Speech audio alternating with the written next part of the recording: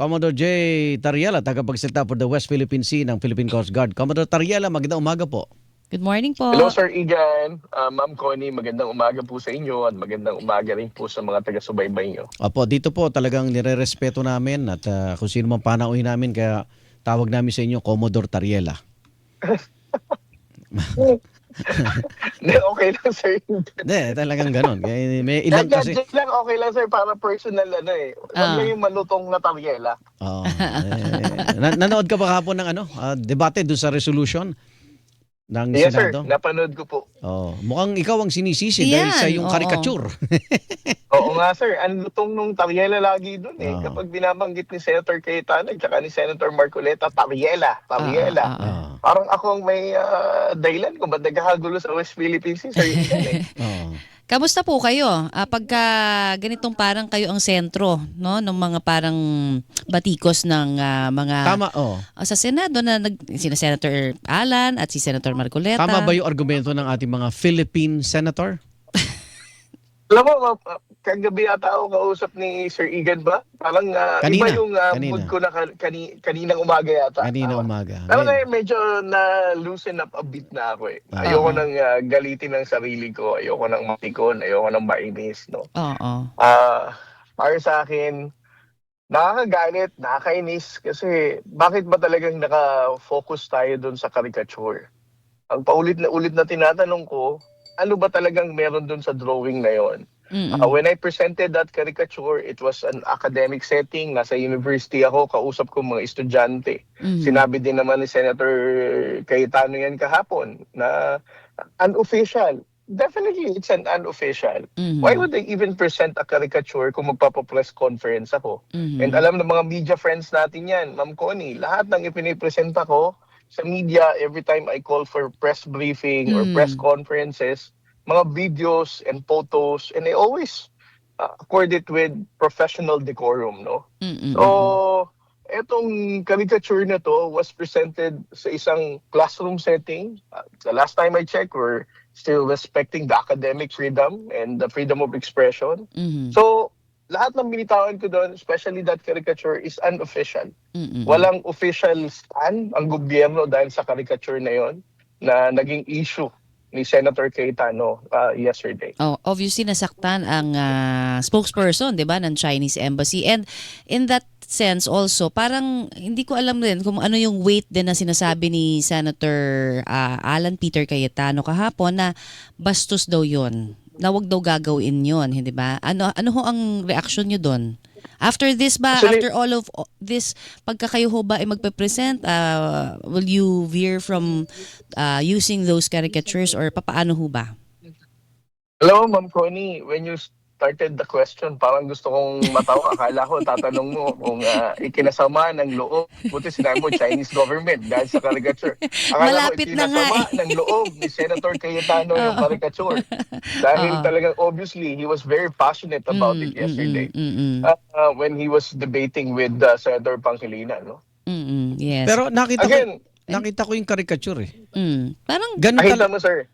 ganun talaga ang caricature eh. Kahit mukha ko, magiging ganun eh. ganun din. Oo. Wala ka naman nilagay na kung anong sungay Pero, o kung ano. Wala naman eh. Yun nga, yun sinasabi sir na parang bastos daw kasi yun. Caricature? Yun It's yung, an art. Yun yung sinasabi, parang bastos on that part na sa isang presidente no na nagawa. Pero ang dami, may sinusunog nga tayo dito eh pag may mga nagrarally, di ba? Hindi lang Oo. siguro sila sanay. Tsaka, Ma'am Connie, ang taas ng standard ng professional decorum ni Senator Cayetano. Believe ako. Bakit? Ang caricature, nakakabastos. Pero pag minura mo si President Obama, minura mo ang Pope, hindi yun bastos. No? Exercising freedom of expression. He was the Secretary of Foreign Affairs then, pero hindi naman siya nag-red flag nung nagsalita ng mga ganyan. Dati ang ating Pangulo. No? Pero when it comes to the caricature na ipinipresenta sa estudyante, sa College of St. Benilde at ang kausap mga estudyante, nakakabastos to. So that's how high the standard of Senator Cayetano is. Pero ba malaman yung mga nagpopatrolya nating member ng Coast Guard, pag nakikita nila itong dalawang senador, parang talagang dinidepensa ng ang posisyon ng China? Alam mo, Sir Igan, para sa akin, dahil more than 3 years na nating ginagawa tong pag-expose ng Chinese aggression, no? Ang awareness ng ating mga kababayang Pilipino, napakataas na. At ang kanilang engagement when it comes to the issue of the West Philippine Sea, napakataas din. Looking at the social media right now, makikita natin, no, na mga totoong Pilipino, totoong Facebook account, ang nag-express ng pagkadismaya nila, galit nila. And I think that also runs through sa mga Coast Guard personnel who are patrolling and risking their lives sa West Philippine Sea. Mhm. Hearing senators, no, parang as if kasalanan dahil sa caricature, pero hindi kasalanan ng China kapag nan-water cannon. Parang nakakalungkot yan. He asked, no, Senator Cayetano, he asked you to resign. Mm-mm. O kaya magubad ka ng uniform at magdebate kayo. O mag-vlogger ka na lang. Reaction po. Mag-vlogger na lang daw ako. Oh. Mag-alis ka ng Magandang uniform. recommendation niya. Mukhang malaki naman ang kita ng vlogging, no? Pero again, I've been doing this job for 3 years already. I made the Filipino people aware. I also informed the international community of the Chinese aggression. Wala akong dahilan para kubarin ang uniforme ko. Kung ang sukatan lang, inefficiency sa trabaho, baka he's barking at the wrong tree. Somebody should file a resignation, but not me. Mm. So, do you still feel safe po? Ano? Kasi mga nakakabangga ninyo, medyo matataas ang posisyon at I mean, kamusta ho kayo? Meron ho ba kayo wala naman kayo natatanggap na threats even from, sabihin na natin, di ba, syempre marami rin hong mga trolls, no, na sumusubaybay sa inyo. Alam mo, Ma'am Connie, kung threats lang, siguro Kinakain sa nyo isang na yun. araw, nakakatatlo, 5 sa social Grabe. media Oo. and random text messages. But again, it never prevented me to speak my mind Right. and also to expose the Chinese aggression. Because if I'm going to stop doing this, sino pa ang magiging punching bag ng mga pro-China trolls? Okay, West Philippine Sea tayo. Ito bang binabanggit na Kalayaan, bigla kasing nadamay ang Nadamay Kalayaan nga, Island oo. Group ni Senador Marcoleta. Sinasabi niya nasa labas ito ng West Philippine Sea. Ano bang Pa-explain po, orientation para mas ng may mga maintindihan. taga Philippine Coast Guard dito? Alam mo, Stephen, no, if there's one thing na sinabi si Senator Marcoleta na totoo, ito yon. Lalabas ang Pag-asa, Parola, Kota, and Lanke-Amke, no, sa exclusive economic zone, the 200 nautical mile. Oo. Totoo yan. But it doesn't mean na mali tayo, ipamigay na natin to. No? Because when you talk about Pag-asa, meron tayong local government dyan. There's a Filipino community there. It's not just the military was present there. No? Meron tayong komunidad dyan. May mga Pilipino dyan.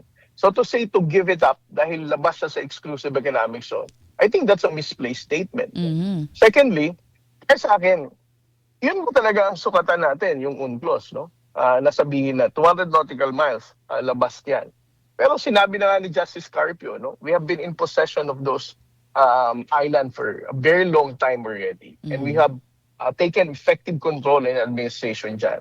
So, for us to say na, hindi, bitawan na natin, it's seemingly like, giving up our own occupied maritime features dahil sabi ni Senator Marcoleta, labas to sa 200 nautical. Opo. Pero gusto ko lang kumpirmahin to, 8963 sa DCWB Text Connect. Igan, pakisabi nga sa kanila na si Commodore Tariela ay taga-Tondo. Kaya di sila atrasan yan. Bansi ng Tondo. Taga-Tondo ka ba?